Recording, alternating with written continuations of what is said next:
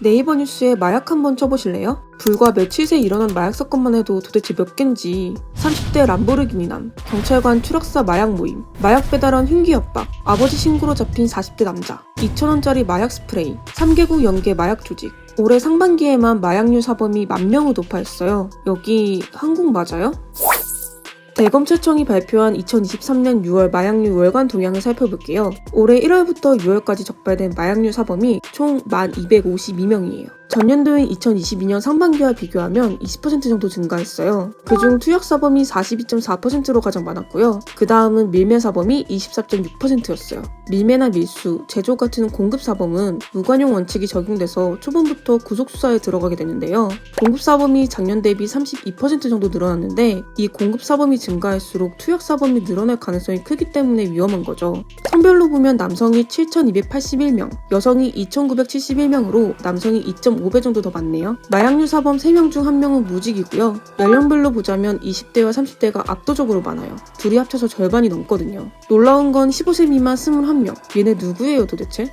이번에 발생한 마약 사건들을 보면 얘는 필로폰, 쟤는 엑스터시, 또 얘는 졸피뎀, 종류가 다 다르거든요. 다 들어본 마약 이름이긴 한데 간단히 정리하면 얘네가 크게 세 종류로 분류돼요. 대마, 마약, 향정. 대마는 대마초고 마약에는 코카인이나 모르핀 같은 게 들어가고요. 향정은 향정신성 의약품을 뜻하는데 필로폰이나 LSD 같은 게 포함돼요. 작년이랑 비교해보면 대마 사범은 좀 줄었어요. 근데 마약이랑 특히 향정 사범은 눈에 띄는 수치로 크게 늘었는데요. 전체적인 비율만 보더라도 향정 사범이 전체 마약 사범 중 72.2%예요. 향정 사범이 늘었다는 건 의료용 마약류 오남용이 심각해지고 있다는 뜻이래요. 의료용 마약류 처방이 늘어나고 있는 상황에서 경각심을 가져야 할 문제라는 거죠.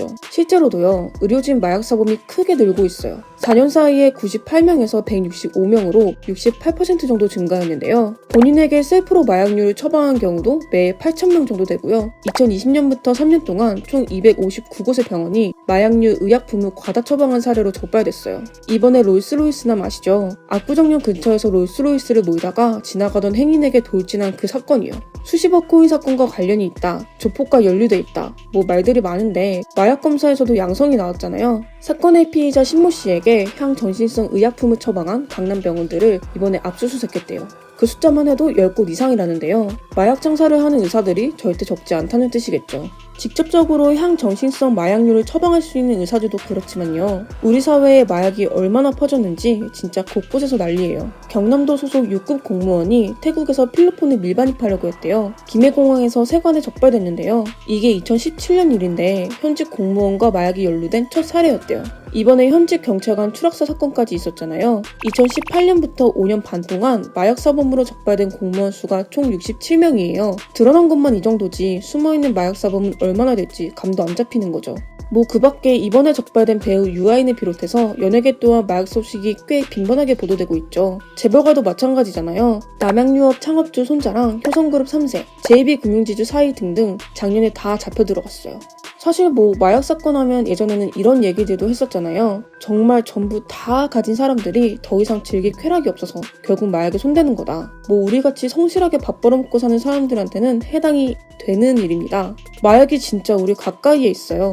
범인은 얘네예요. 텔레그램, 트위터, 다크웹, SNS들이요. 새벽 클럽이나 어두운 뒷골목에서 암암리에 거래되던 마약들이 이제는 SNS에서 당당하게 광고까지 붙여가며 팔리고 있어요. 추적이 어렵게 계산은 비트코인으로. 서울경찰청 마약범죄수사대가 지난달 마약사범들을 잡아들였는데요. 판매자들을 보면요. 20대 식당 운영자가 다크웹을 통해서 필로폰과 대마를 팔았고요. 20대 쇼핑몰 운영자는 유럽까지 들락날락하면서 코카인을 비롯해 마약류 4종을 밀반입했어요. 들여온 마약들은 다크웹으로 국내에 팔았죠. 이게 진짜 심각한 거는요. 이렇게 마약에 접근하는 게 쉬워진다? 10대들한테도 손쉽게 마약이 퍼진다는 거예요. 고등학교에 재학 중이던 10대 3명이 마약 투입과 유통 혐의로 최근 잡혔어요. 얘네가 진짜 무서운 게 아빠한테 공부방이 필요하다면서 오피스텔을 빌렸는데 거기에서 이제 마약이 오고 갔던 거죠. 이들의 마약 판매 수단도 물론 SNS예요. 10대 마약 사범은 점점 늘어나고 있어요. 그것도 아주 많이요. 대검찰청 통계를 보면요. 10대 마약 사범이 2017년 119명이었는데 2022년 481명이 됐어요. 5년 사이에 무려 4배가 급증한 거예요. 이제 남은 건 진짜 마약과의 전쟁이에요. 윤석열 대통령이 지난 4월에 얘기했잖아요. 정부는 마약과의 전쟁에서 반드시 승리할 수 있도록 범정부의 역량을 총결집하겠다고요. 이 의지를요, 식약처 예산에서도 확인할 수 있어요. 마약 청정국의 영예를 다시 되찾겠다. 이 마음가짐에 중점을 두고 내년 사업 예산은 올해보다 203억 원 늘린대요. 그 중에서도 핵심은 마약류 중독 재활센터 설치라고 생각한 것 같아요. 올해 예산이 9억 원이었는데요. 73억 원으로 늘린다는 거예요. 지금 재활센터가 서울이랑 부산, 대전에만 있다는데 뭐 마약이 저 세 곳에서만 거래되는 것도 아니고 턱없이 부족한 거죠. 내년까지 전국 17개 시도에 전부 설치할 계획이래요. 물론 정부 차원의 재활센터가 확대되는 것도 중요하겠는데요. 이런 얘기도 있네요. 마약 중독자를 위해 민간으로 운영되던 주거형 재활시설이 있었대요. 경기도 다르크라고 규모가 국내 최대였나봐요. 근데 이번 달에 갑자기 입소자 15명을 전부 퇴소시키고 폐업 절차를 밟는다는 거예요. 정식 신고를 하지 않고 운영해서 남양주시와 갈등이 있었나봐요. 이 경기도 다르크 같은 주거형 재활시설이 전국에 4곳밖에 없는데 전부 순수 민간 시설이래요. 식약처가 현재 운영하고 있는 재활센터는 주거형이 아니고 상담만 받는 형태예요. 이제 민간 시설들은 운영에 어려움을 겪고 있는데 정부의 지원이 없는 부분에 아쉬움이 남을 수 있는 거죠. 또 희한한 게 식약처 예산은 많이 늘었는데요. 보건복지부 예산은 증액 요청에도 불구하고 동결시켰다네요. 복지부가 지원하고 있는 마약 치료보호기관 관련 예산이 현재 턱없이 부족한 상황이래요. 마약 사범이 올해 상반기만 해도 1만 명이 넘었잖아요. 근데 예산은 환자 165명 정도가 한 달 입원 치료를 받을 수 있는 정도의 금액밖에 안 된다는 거죠. 그런 탓에 기관들이 대부분 다 재정난을 겪고 있는 거예요. 국회의원 월급을 줄이면 될 듯. 그나마 가장 많은 실적을 올리던 인천 참사랑병원도 경영난으로 문을 닫을 예정이래요.